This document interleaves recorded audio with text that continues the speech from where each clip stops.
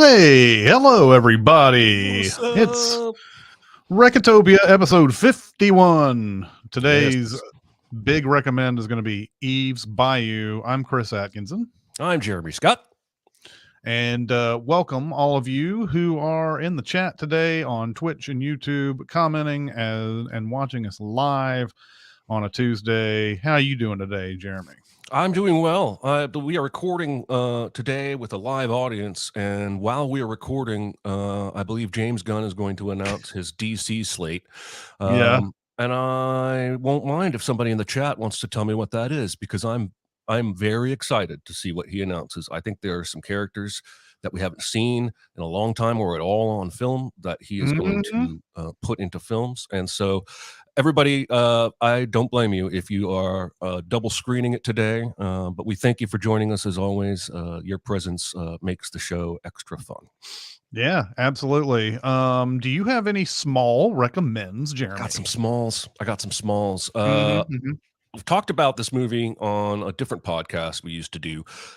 Alpha Dog is running Yeah. again on one of the movie channels. One of my favorite things about Alpha Dog is it never goes off the movie channels for more than a year or two, and Mm-hmm. somebody always is carrying it. And it's a great, for me, now that I've seen it so many times, it's a great background movie because there's so many beats that I love, moments that I just love watching, but I don't have to necessarily tune into the whole thing. This is based on a true story.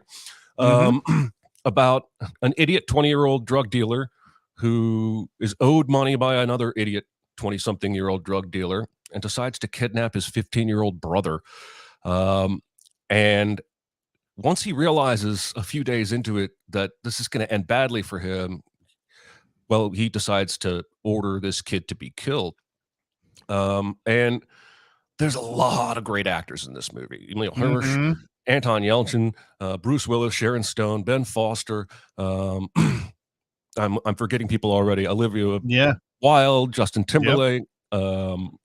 Just a huge ass cast. And it's so much based on a true story. It was sued. The lawyer for the real guy, Emil Hirsch is playing, sued to have the film shut down. And they were filming. One of the conflicts, interestingly enough, was they were filming before they actually caught him in real life. And the DA had cooperated with the film, giving him all kinds of stuff from the case. And then he had a conflict of interest once they caught him, so he couldn't prosecute him, and they had to get another DA. Anyway, I think it's great. It's like a 52 on Rotten Tomatoes. I don't understand that. Now, I think if this movie came out now, I think that would be a little bit higher. I think back in 2005, I believe is when this, or 2006, when this movie came out. I don't know. There was something about it that wasn't connecting, but I think it would connect now.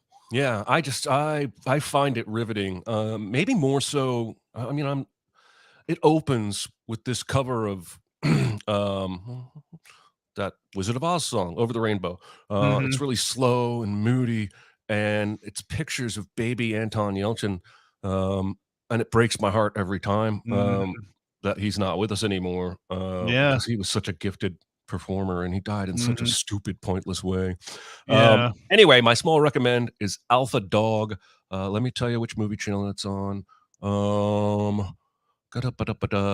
don't know. It's on one of the movie channels. That's helpful. What is one of your small recommends?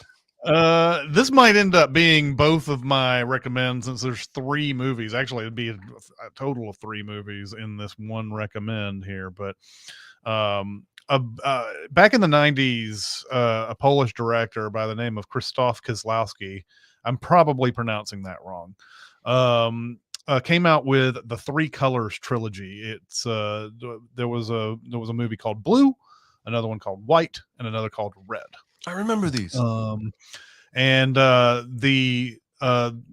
these are all about an hour and a half each. You can watch all of these individually and enjoy them without having to have seen the other.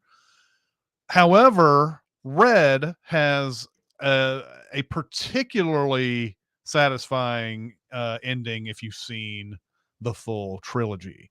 And you may and that's the only thing I can think of. Like, if you watched Red by itself, you might be like, what's the big deal with this ending or whatever. But to summarize where we're on these movies here. Blue stars Juliette Binoche, and she has I was sitting there thinking, God, how many movies have I seen where the very beginning somebody gets in a car wreck and it kills their family? Oh no, not again. I've seen this so many times in the past few months. You think that I'm like somehow drawn to it in a way. But that's exactly what happens at the beginning of this movie. Juliette Binoche is with her husband and her daughter, and there's a car crash, and Juliette Binoche is the only one who survives it.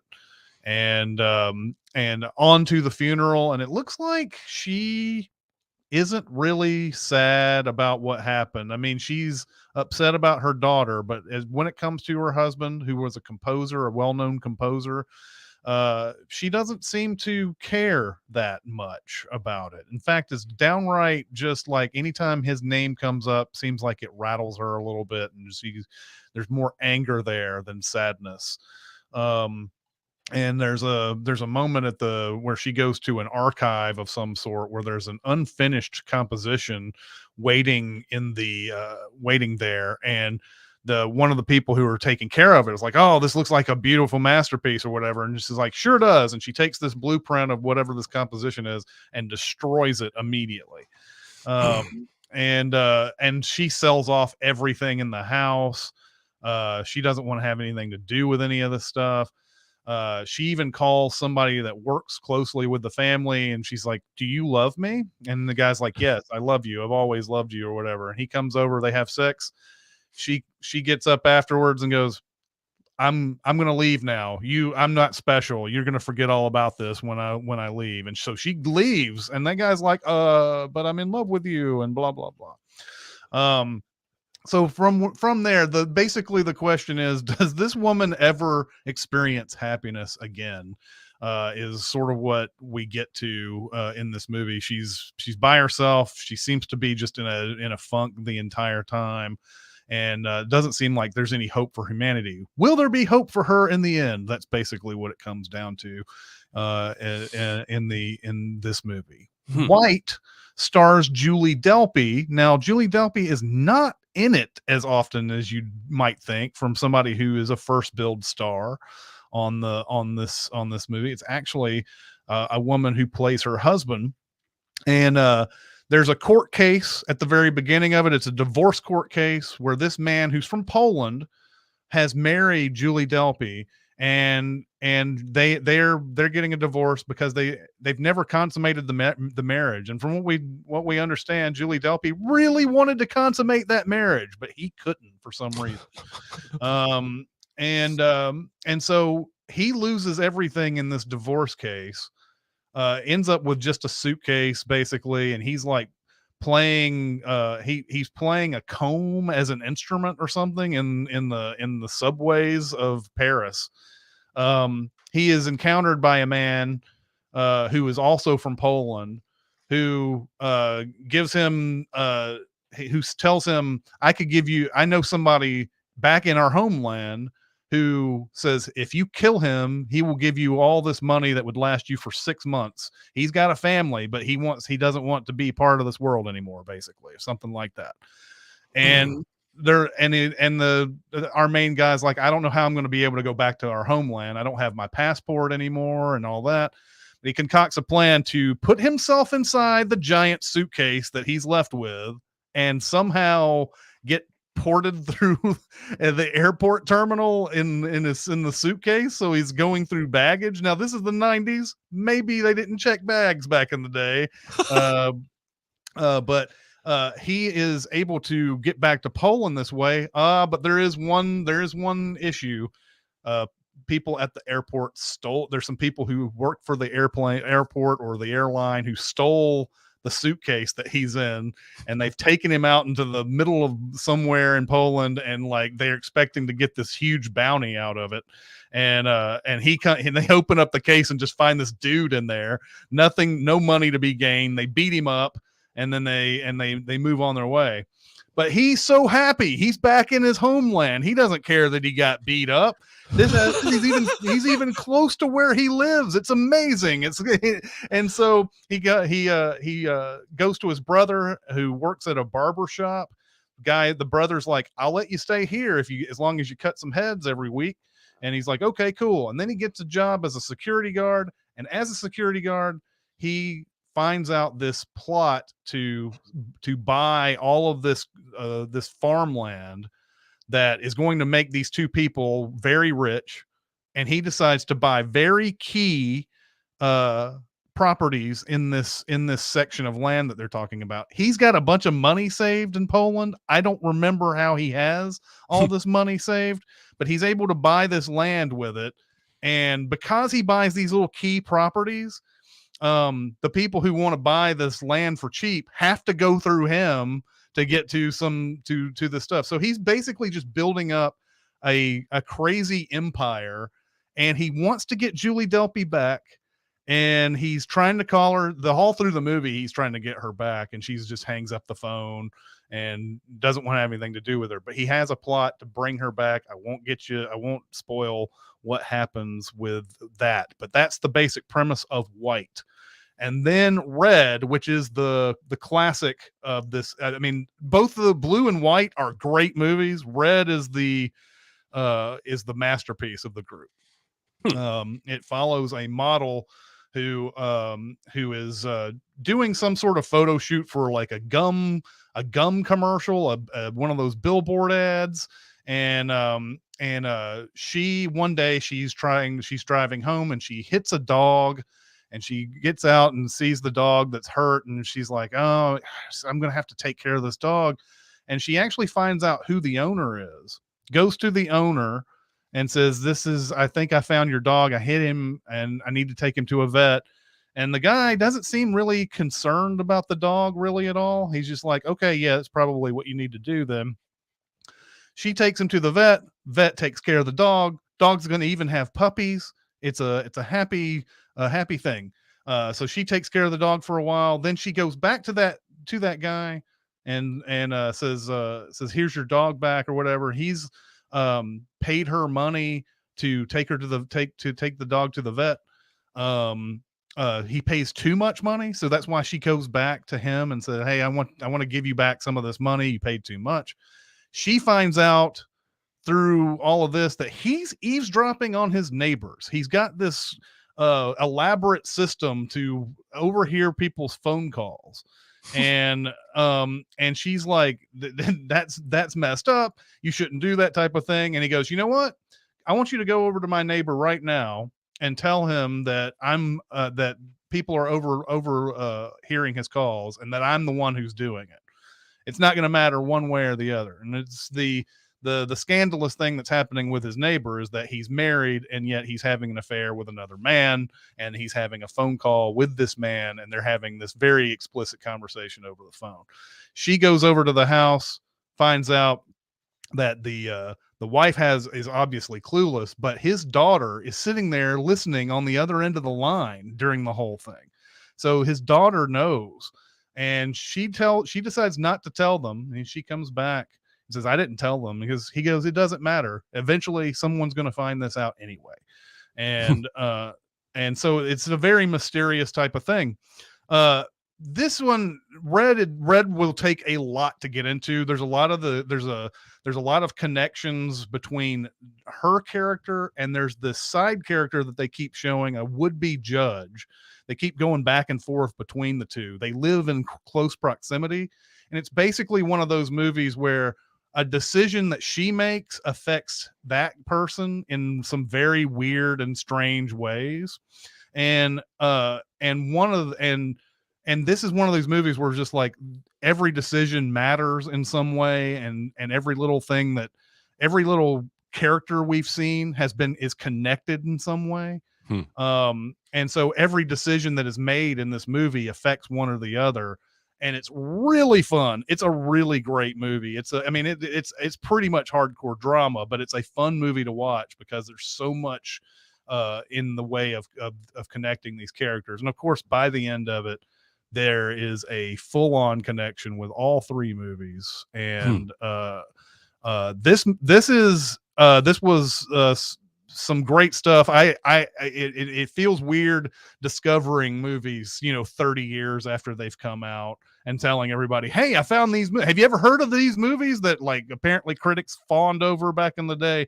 And I now I pass that along to you guys. Hopefully you guys will watch. Never seen Blue, any White, of and Red. these. I don't think.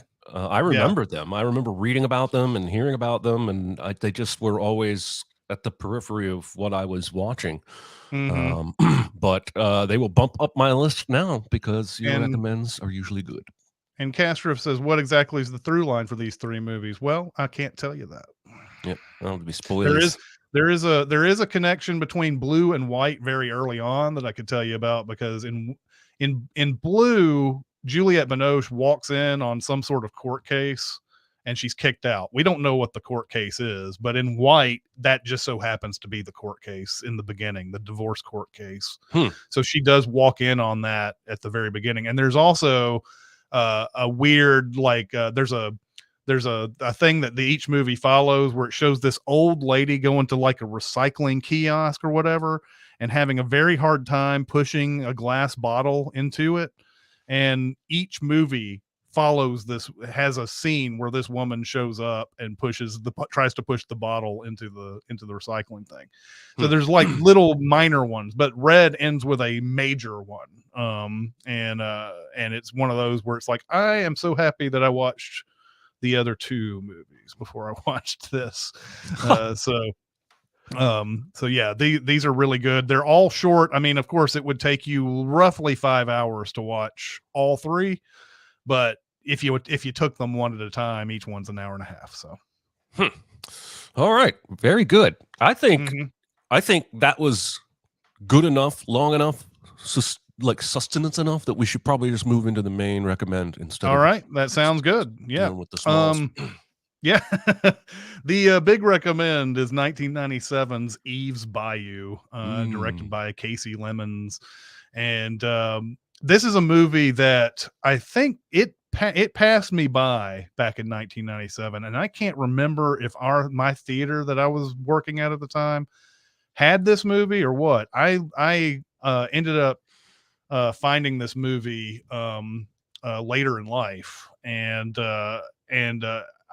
it's one of those that I think has just sort of somehow it's gone under the radar, and I'm glad to kind of like put it back in the spotlight today, at least the smallest spotlight that we can put on it.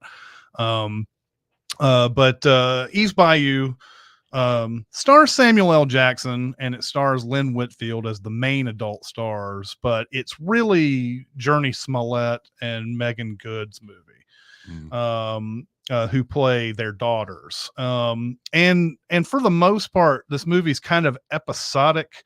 There's not like a big, huge plot line that's going through this. It's sort of a coming of age type movie. But it starts off, we find out that Eve's Bayou is named after a slave who helped a soldier back in the day. The soldier bestowed a bunch of land to her and then had 16 kids with her or something like so that. Casually thrown in there. Yeah, exactly. And so the slave's name was Eve. And it just so happens that Journey Smollett's character is named Eve in this as well.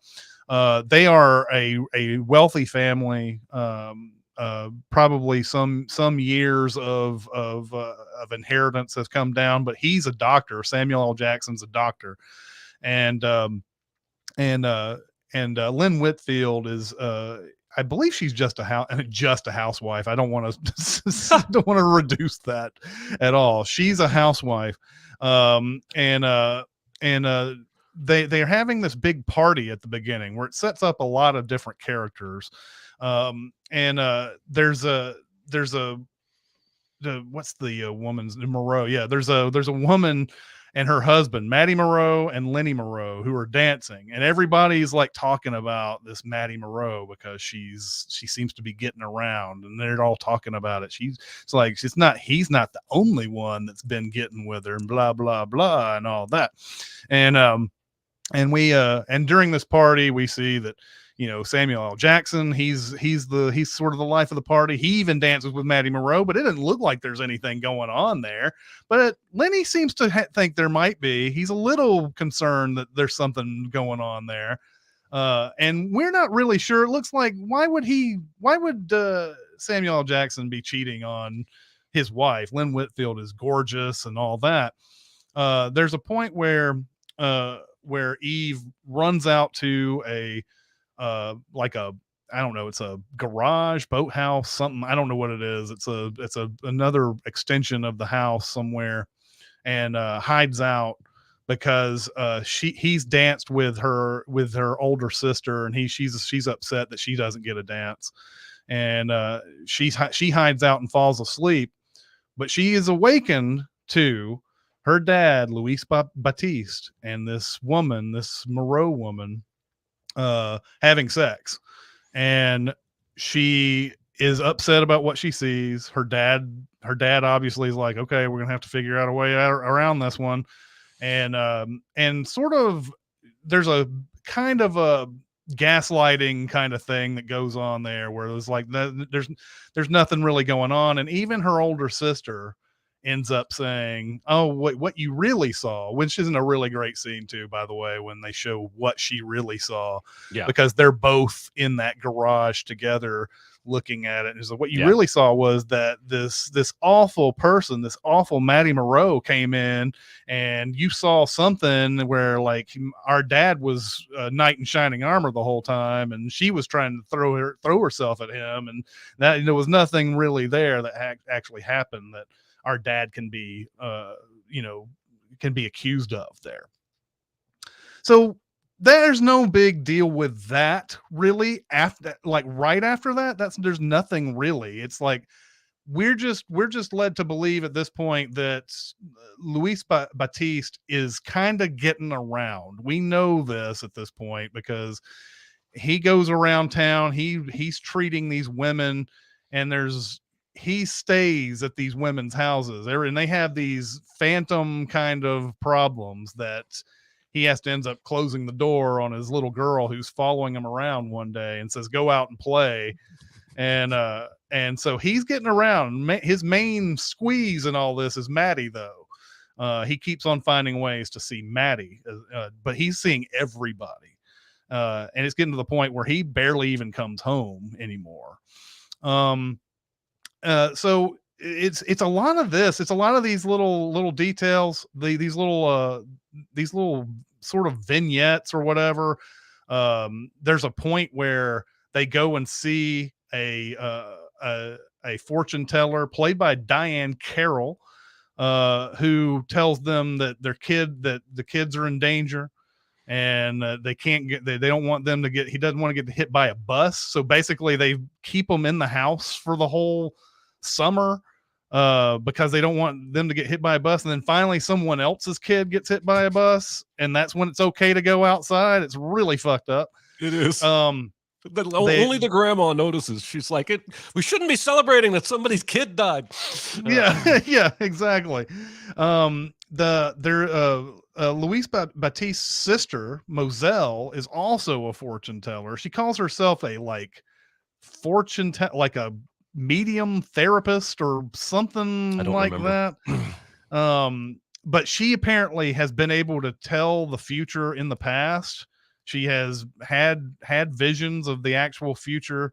She has this weird curse where she has been married 3 times and her husbands have died all 3 times, and nothing that she's done that she knows of anyway. But the very beginning of this movie has one of her husbands taken the passenger seat while he's super drunk, and she drives him home. And in a weird sequence that I don't know if you realize, if you don't have the subtitles on, you may not even know that dude died in the car crash until a little bit later when you see Eve at the gravesite putting flowers on his grave or whatever. It's like I didn't catch that dude's name in the middle of all that vision and everything.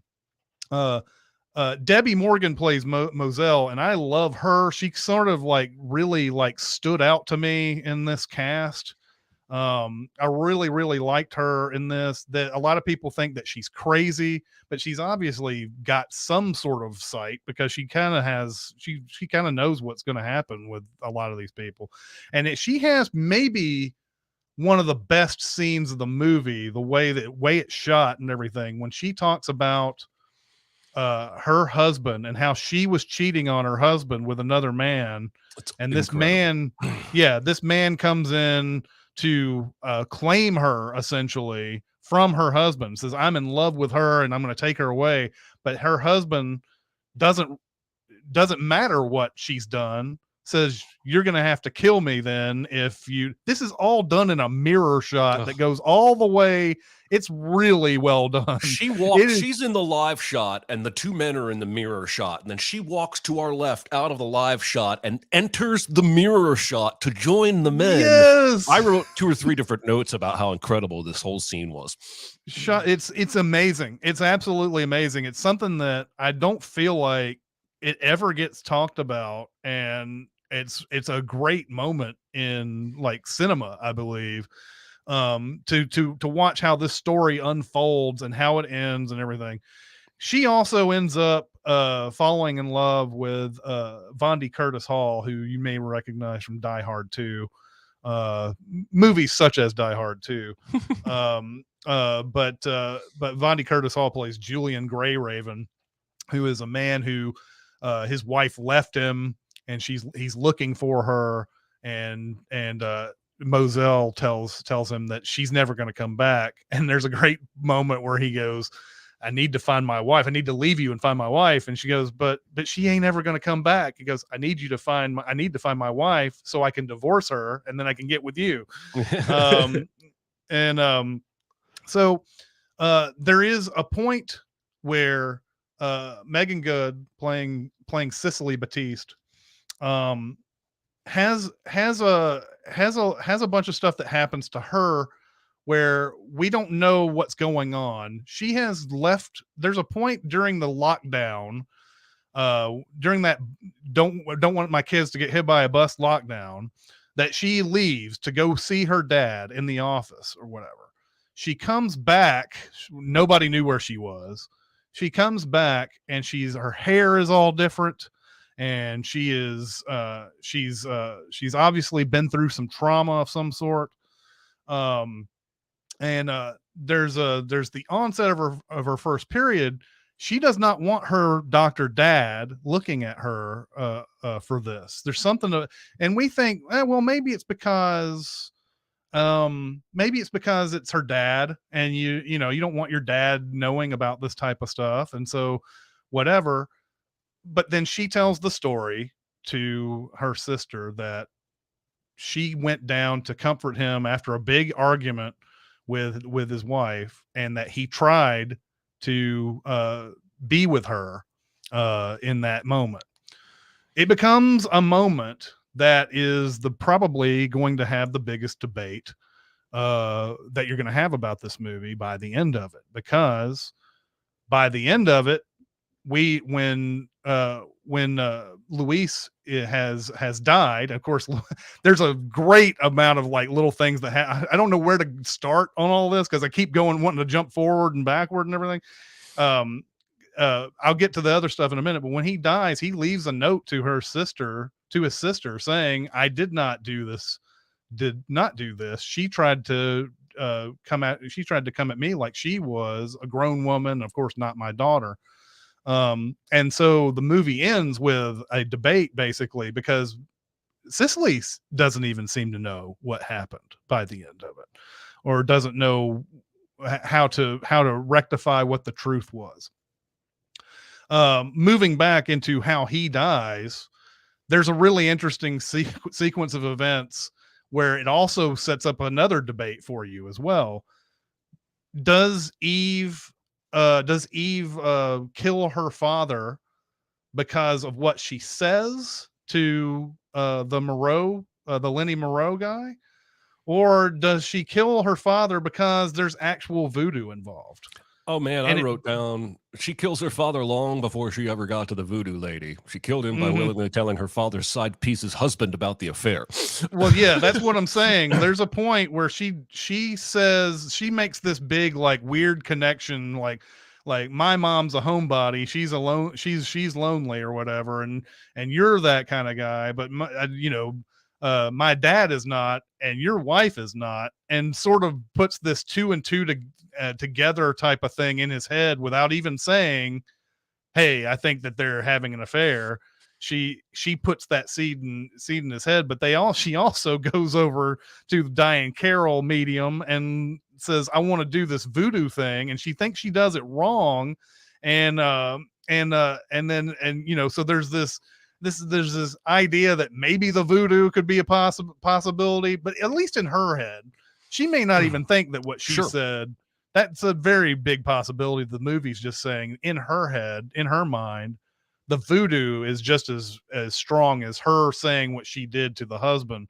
But she goes and tries to she goes to her dad, who's in a bar with this Moreau lady, and she wants to drag him home. And if he would just go home right then, maybe there wouldn't be a problem. But Lenny shows up ready to kill him if he does the wrong thing.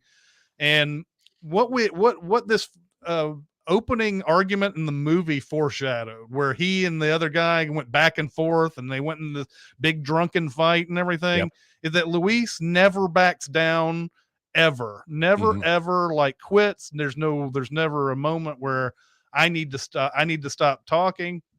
Lenny says, if you say one more word to my wife, I'm going to kill you. And he has taken like that line, like, I'm not going to kill you because of what you've done. I'm going to kill you from this point forward if you do anything. And because Luis is drunk and the way he is, he keeps saying he can't resist telling her good night, Maddie, at the end of the thing. And that ends up, Lenny goes on a rampage at that point, just shoots him. But I love how all of this sort of like innocuous kind of thing, like coming of age story, culminates in these two big last moments where the father dies, and then there is also the question as to whether he really did cross the line with Sicily, or if Sicily was confused or what. I have my own theory about this. If you want to go ahead and get into that, I want to know what you think about this movie first, though. I do want to talk about the ending of this, though. I was pretty mesmerized by this movie. Those kid actors, the two daughters, as you said, this is their movie, and they really do a solid job. Especially the young one. It's a lot to ask a girl that young to convey those kinds of emotions, and she does a great job. It's no wonder that she's still got a fabulous career acting. She's got lots of talent. I agree with you that the actress who plays the aunt, I thought, stole the movie, and it's not easy to steal a movie from Samuel L. Debbie Jackson. Morgan, who's been in a lot of things, but not a lot of things that I have seen, and I want to find more of her at this point. She was great. I've known people like Samuel L. Jackson's character, men that were dogs, but were so charming that even women who knew they were dogs were still drawn to them. Yeah. And it's frustrating to watch. And it's also frustrating. I think somebody commented something close to this, that every adult this girl goes to, almost to a person, fails her. Like, nobody gives her very good advice. The aunt is honest when she says, don't ever tell anybody about this. That's no good. But that's still not helpful for the girl who's got this trauma and needs to process it. And like, she goes to her sister, doesn't believe her. Her dad repeatedly lets her down and tries to charm his way out of it by saying, I love my baby girl. And to see her go to the voodoo lady for ultimate help, I think is a reflection of the fact that she didn't think there was anyone else that could help. Um, but let's see, one or two other things. I felt like the whole movie was cloaked with the hint of incest, and it was Mhm. very unsettling, and I think it was Mm. intentional. Um, and like, there's even a point, not just the Sicily and Samuel L's character, but that when Eve is telling Lenny about basically telling him about the affair, the first thing she says is she asks him where the apples are, and he points. You just walk by him, and she turns to go walk at the apples, and he watches her and says, "Lord have mercy." And she's Hmm. 10 fucking years old. Like, Yeah. there are so many creepy fucking adults in this movie. Mhm. And again, I think this is the point. I think this is the murkiness of what she's trying to tell. Um, but you kind of understand why Eve makes the decisions she does. There's also this scene where he supposedly hits her after a kiss, and Mhm. it's questioned who initiated the sexiness of the kiss. Mhm. But you understand why Eve decides what she decides after what she's been through. She's really trying to protect her sister more than kill her dad. Yeah, And yeah. I don't think without Eve and that actress that this movie works very well at all, because most everybody else is, other than her siblings, are kind of terrible. Mhm. um, Yeah. and I think that's supposed to reflect the foundation of this family with the slavery and the 16 babies in the bog and all that. I Mhm. called it a bog. Mm. Let's talk about the ending though. Yeah, so at the end, there's a sort of a discussion as to whether was Luis going after his own daughter? Was he trying to have sex with his own daughter? Was there a possibility that she brought it on? Um, both of the narrators are unreliable. Um, and there could be a truth in between somewhere. But the thing that struck me from the moment that Cicely comes back from that being away trip is that her hair looks so much like her mother's Mhm. at the end of it. Um, she looks almost exactly like her mom. And I get the sense the way the scene has been presented is that he's drunk. He You can sort of infer a lot of things, like he's hoping that his wife will come and reconcile with him. Um, he wants some sort of comfort, but he's drunk and he's tired. And this girl comes down and he doesn't recognize immediately that it's not his daughter. Now, that may be far fetched, but I'm putting myself in someone's shoes who's drunk constantly and who is extremely tired and seeing her daughter, seeing his daughter with this hair that looks almost like Mm. his wife's. And I'm not saying this is going to make this in any way right. Don't get it twisted. I just think that there's times I know that there's been times for very minor things when I wake up, I'll look at my phone sometimes and I'll read something and I think it says one thing Mhm. and then I'll find out later it said something completely different and I'm like, "What why did I think it was that?" Um so I get the sense that he thought that this is my theory. I think that he thought that was his wife at first. He went in for a kiss. She, as the daughter, went in for a kiss as well, thinking, well, this is what we do. And then it got weird. Mm. And then he realized that it wasn't his wife and that had gone too far and that's what happened. That's what I theorize on this whole thing. Well, I think the point of the entire movie, the ultimate bottom layer point, is how reliable are our memories. I think that is Mhm. what the movie wants us to question and talk Yeah. about.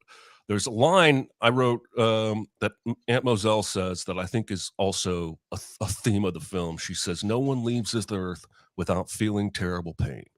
Mhm. And I think Yeah. that is maybe the thesis Mhm. of the plot of the film. But I think the Yeah. film, like a Rashomon kind of film, is really trying to make us think about Oh, memory. that's a And good comparison, Rashomon, for yeah, sure. even, I mean, that was my early double feature, but I cast it aside. It was too obvious. But Mhm. I think the movie it wants you to question what is real in this film and what is not, and wants you to question your own childhood memories. I talked about this with my wife all the time. I remember when I was 5 at Christmas, we were at Grandma and Grandpa's house, and I had a little red truck that I'd gotten as a gift, and I was playing with it on the sidewalk. But there's a picture in a family photo album of me at 5 years old playing with a red truck on the sidewalk at Grandma and Grandpa's at Christmas. Do I Mm. remember that? Or Mhm. does the picture become the memory? I don't know. I can't Yeah, tell you. right. I can't Yeah. tell you anymore. It's 42 years ago. I don't even know. And so I Mhm. think the movie is very deep in that regard and very rich for conversation. I could talk. I might show it to my wife, but I could talk for hours about this movie in terms of what it might be trying to say or what might have happened. Yeah, I like that. That is definitely one of the big themes of this. What is your memory? What is your actual memory of something? I've thought about that many times. Sometimes it's like even sporting events or whatever. You're like, what? Like I remember seeing that back when I was 8 years old, and we're like, did I see that? Or did Yeah. I just see the highlights and think that I remember? Like there's some World Series highlights from the 80s where I thought for sure I was there, but then I remembered back like those games were super late. Did I watch Yeah. the whole thing? Did I watch to that point like back then? And I don't remember anymore. I don't even have any idea if I Yep. was up for those moments anymore. But yeah, this one, yeah, it really does play a lot with memory and that dynamic of it. We know that the only thing we know by the end of it is that something inappropriate did happen. We don't know what the Yeah. motivations were or anything like that, but we don't know how it got there. And I think the movie is also maybe slightly telling you it doesn't matter uh, Mm. who did what in what situation. Something inappropriate happened. Now we're going to move away from it. Everybody's Uh, traumatized. Yeah. yeah. Now we're burying that letter in the river, and we're not going to speak of this again, and we're going to move on with our lives and Yeah. so on.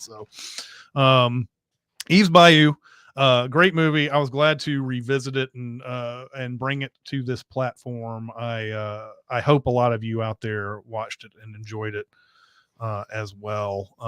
So now we have to ask Jeremy what your double feature for this movie is. Okay, I'm ready. I'm ready. I did lean Rashomon early because she immediately has her memory questioned about what she saw in that barn. Yeah. Um, but I do think the movie, to pair with this, has to have more in common than just questioning our memories.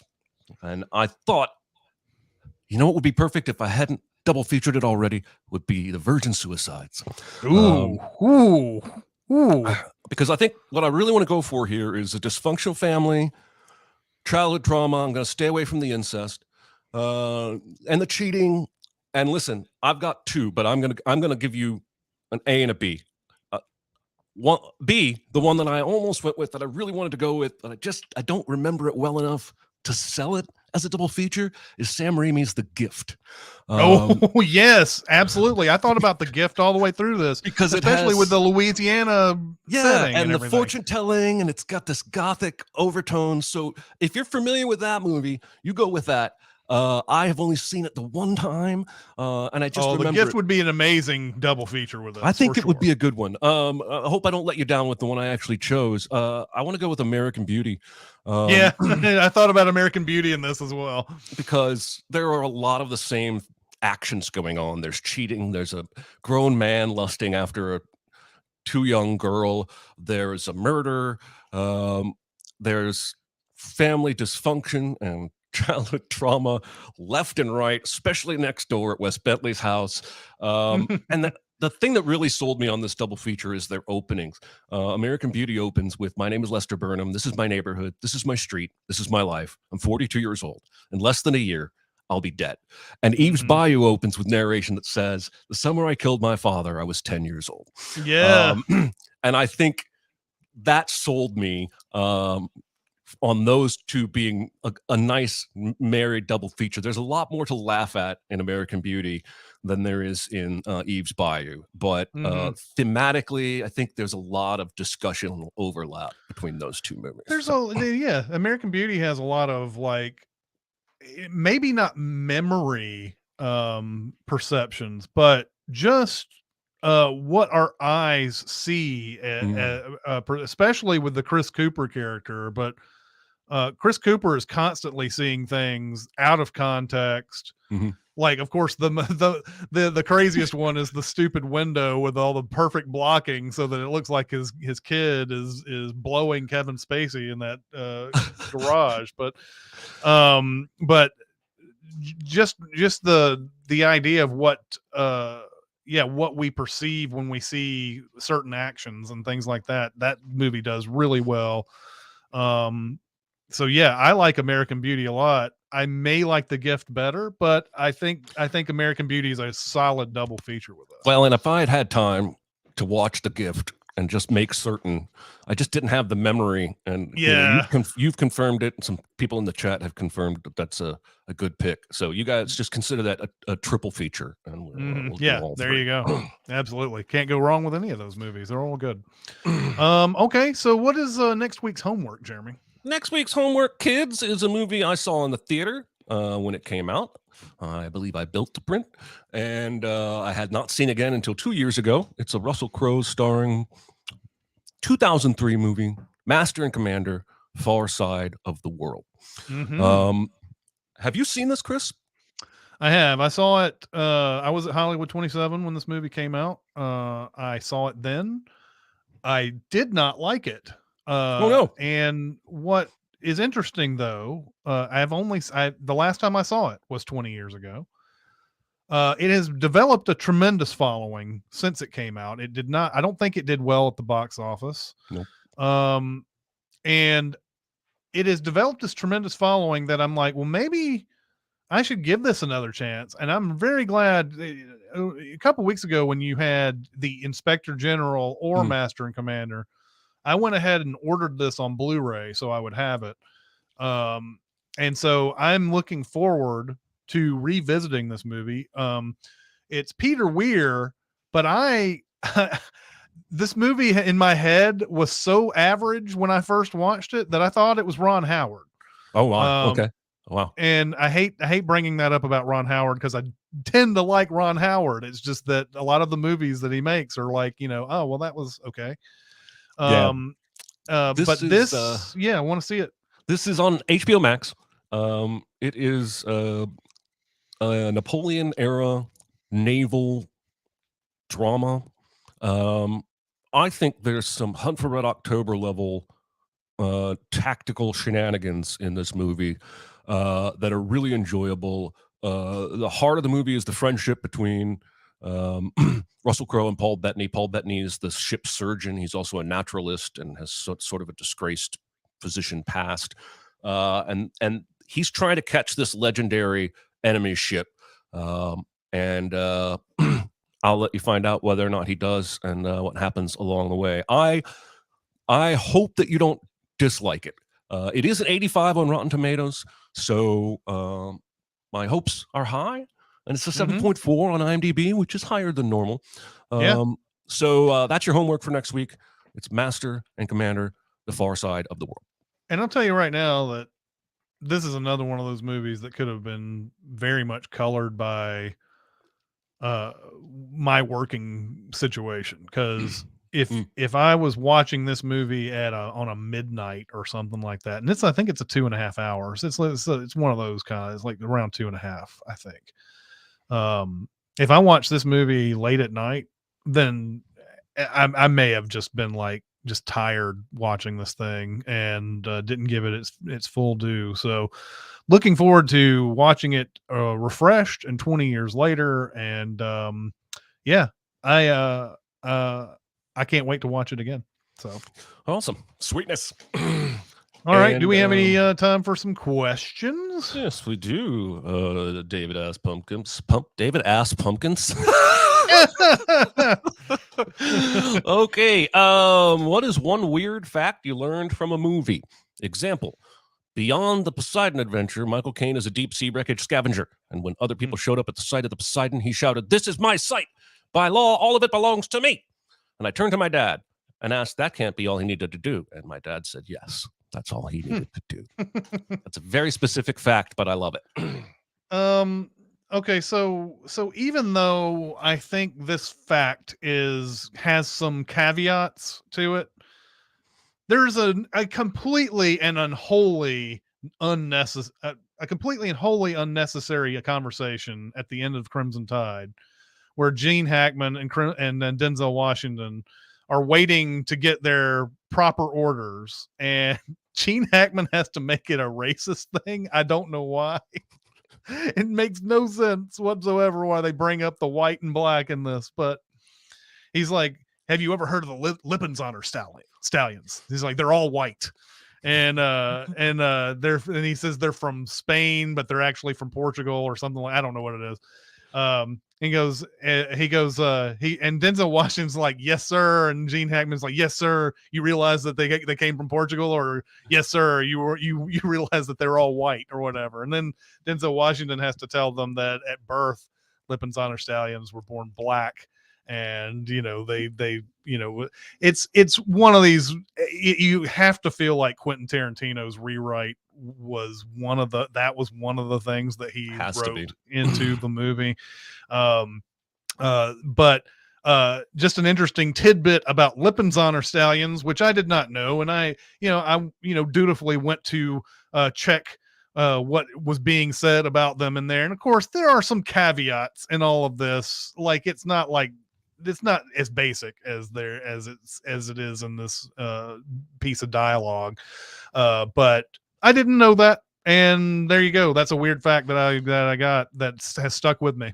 I've always felt like the three most obvious Tarantino touch-ups in that movie were that scene, the Silver Surfer conversation, sure.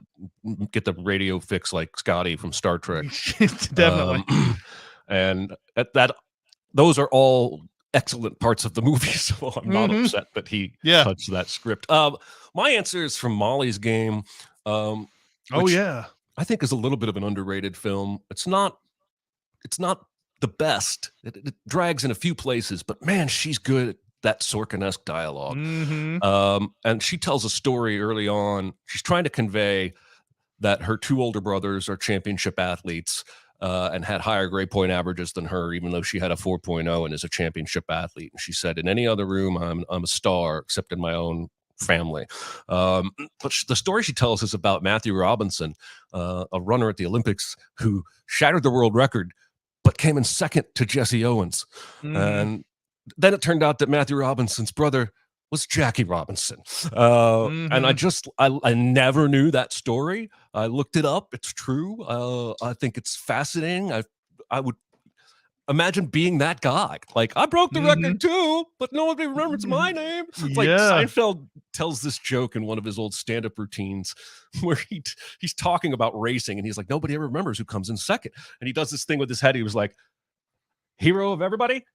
Don't remember who it was. Like, he just moves his head a half an inch. I forget the joke. I botched it. But anyway, love that story from Molly's Game. I think we have time for another, but are there any answers here in the chat we need to shout out? Let's see. Well, yeah, Finn Harris says, like how Kirby's Silver Surfer is the only true Silver Surfer. Yep, that's a fact. Dave says Broken Arrow taught me that underground nuclear explosions fuse the sand around the blast so radiation doesn't leak out, or something like that. No need to verify.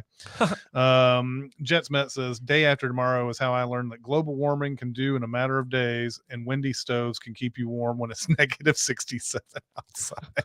So people are coming up with some very true facts from the movies. Finn Har also says my favorite random fact was from The Big Short. Every 1% unemployment goes up, 50,000 people die. I think Brad Pitt says that in the movie. But yeah, good stuff. All right. We got time for one more.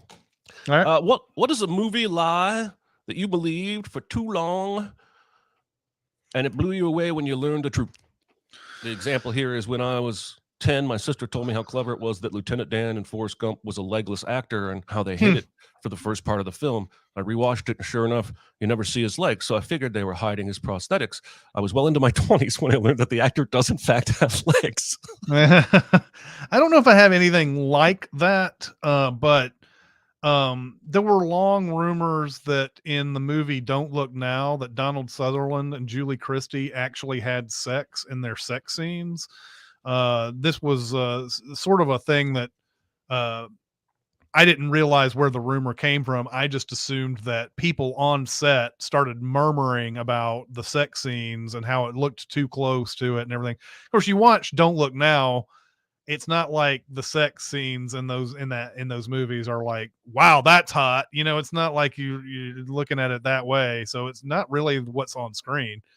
But I think that the truth of the matter is that a producer of the movie walked on set and saw some of this getting shot. And this was, I think, before the days of closed set. So like people would have the sex scenes, in front of everybody who wanted to come along and watch it. I think is pretty much what it came down to. Maybe there were some closed sets back in the day. I don't know. But the producer came by and saw what was going on, and he swore up and down that Donald Sutherland was actually having sex with Julie Christie. But he's the only person out of that entire group that thought that was what was happening. And then I don't know if you remember when Eyes Wide Shut was getting shot. There were a lot of rumors about what that movie was even about. Mm-hmm. And then there were, people who were leaving the production.